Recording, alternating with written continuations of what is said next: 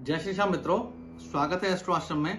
आज बात कर रहे हैं एक ऐसे विषय को लेकर जो हम प्रतिदिन अपने जीवन में करते हैं और जाने अनजाने में भी यदि हमसे कोई गलतियां होती हैं तो वो गलतियां ना हो।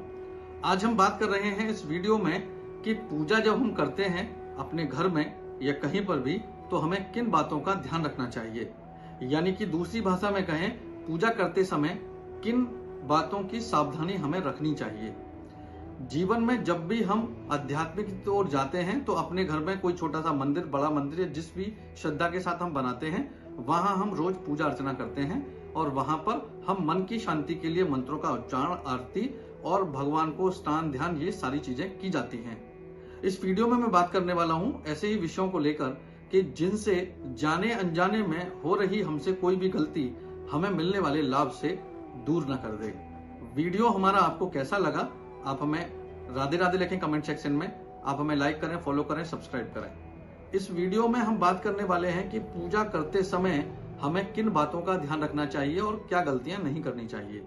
सबसे पहले हम बात करेंगे यहाँ पर 2-3 विषयों को लेकर मैं बात करने वाला हूं जो जनरली होती हैं और हम ध्यान नहीं देते।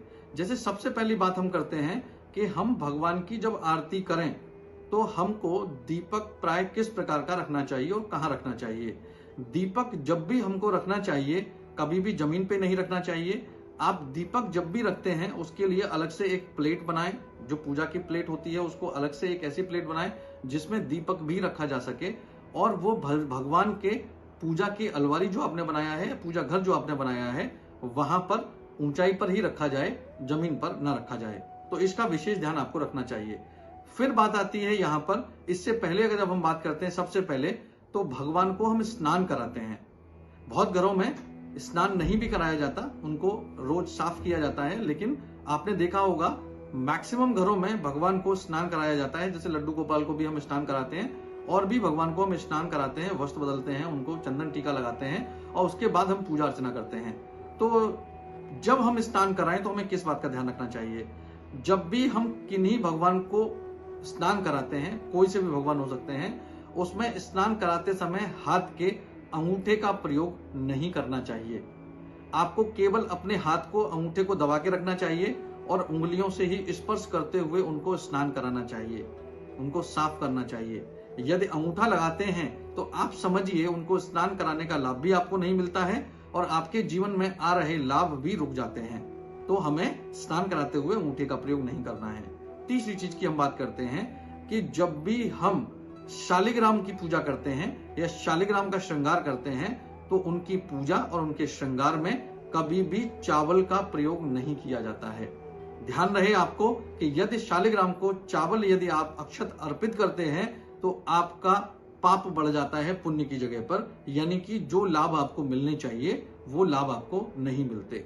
और अंतिम चीज की जो मैं बात करने वाला हूं वो ये कि जब भी हम भोग लगाते हैं तो तुलसी दल अवश्य डालना चाहिए और तुलसी दल डालकर भोग लगाने के बाद भी किस बात का विशेष ध्यान रखना चाहिए कि तुलसी दल यदि पड़ा हुआ है उसमें तो भगवान गणपति को उसका भोग नहीं लगाया जा सकता।